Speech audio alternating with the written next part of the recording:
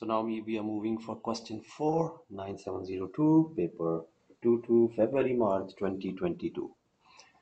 The first part they said here, a child moves down a long slide as shown in figure 4.1. Always there an exam. Always we have this question in exam. So if your concept is fine, you can attempt this question very easily. They said the child moved from rest. At this point, the child moved from rest. Top and X to the slide, and average resistive force acting on this child is 76 Newton, opposes the motion of the child as they move to the lower end Y of the slide. The kinetic energy of the child at Y is 300 joule. The decrease in gravitational potential energy of the child as it moves from X to Y is 33,200 joule in that one. So the change in potential energy is 3200 while the kinetic energy is 300 joule in this. They said to find the ratios. And the ratio that you are going to find, that one is kinetic energy of the child at Y when the resistive force is 76 Newton. And then kinetic energy of the child at Y if there is no resistive force. So it's mean the whole energy convert into kinetic energy. So very simple. With resistive force, our this force is energy is 300, and without resistive force, so then this should be 3200. Take the ratios of these two one, and you will get 0.094.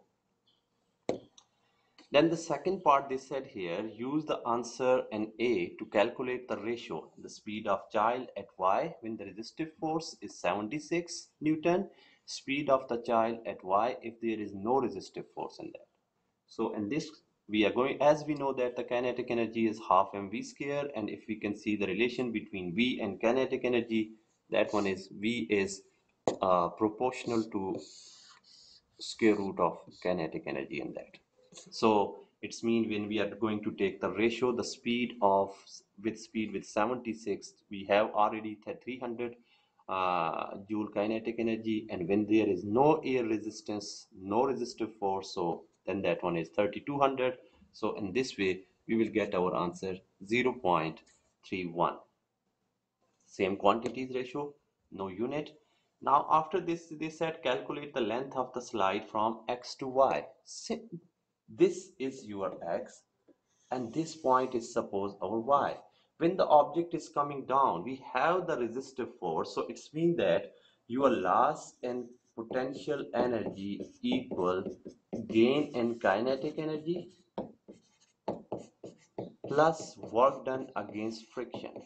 So this is your formula if we have the resistive force, and we are finding the distance, the length, so we can write it as work done against friction equal, you can say that the loss in PE, that is potential energy, minus the kinetic gain in kinetic energy, and you have the value of this one is 3200, this one is 300, you will get 2900 joules. So this is your work done against friction, and you are going to find the length of the track, so it's mean your work done against friction equal resistive force multiplied D, and resistive force is 76. This should be the resistive force, this should be the work done against resistive force, and then we are going to get the D value, the length, and that we will get 38.2 meters. And if there is no resistive force, so then simply you can say the loss in potential equal gain in kinetic. And if the object is moving with the constant velocity, so then loss in potential equal gain in thermal energy, no kinetic, because the energy doesn't change in that. So these three concepts are very important in this topic here. Now we are going for the D part. They said at the end Y of the slide, the child is brought to rest by a board as shown in figure. A spring connected the board to the fixed point. The spring obeys Hooke's law and has a spring constant of 63 Newton per meter. The child hits the board so that it's moved to the right and compress the spring. So in this one is going this, so then this one compress the spring at this place here, this side.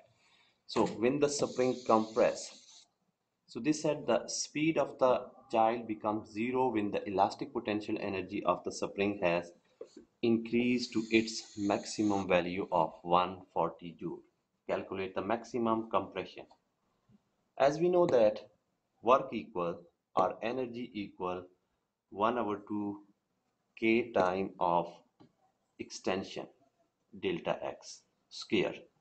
So this is our formula, and formula is F equal 1 divided 2 F times x square, or you can also write it as 1 over 2 k, sorry, my mistake. We can say this one is only x when we are writing in terms of k, so then you can write k into x square. So elastic potential energy is 1 over 2 k times delta x square. We have the spring constant that is 63, and delta x we are going to find, while the energy is given to us, that one is 140. So we can get the value of maximum compression, and that one is 2.1 meter. Then the second part they said, calculate the percentage efficiency of the transfer of kinetic energy of gel to the elastic potential energy of the spring. So if you can see, we know that kinetic energy is 300 joule. And if we can see back to this question, this is given to us that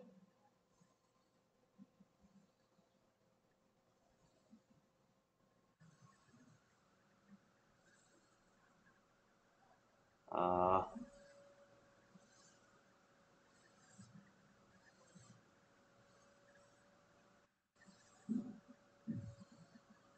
yeah, here, sorry.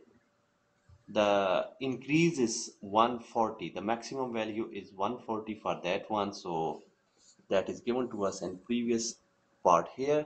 So we can get y equal 140 over 300 times 100, and you will get 47% in this one here. Then they said the maximum compression of the spring is x naught. Sketch a graph to show the variation of the elastic potential energy of the spring when it's compressed from x to x equal, from x equals 0 to x naught. Numerical values are not required.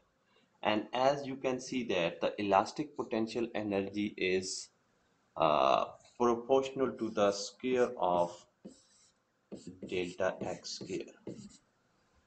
So always, this is, sometimes the student they are confused whenever you have y is proportional to x square. So your graph is this one. This is x. And if suppose the graph is between y is proportional to square root of x, so then your graph for that one is this one. So these are the two graphs that always we are using in physics. You can tell the student to give certain numbers, they can find the shape of the graph.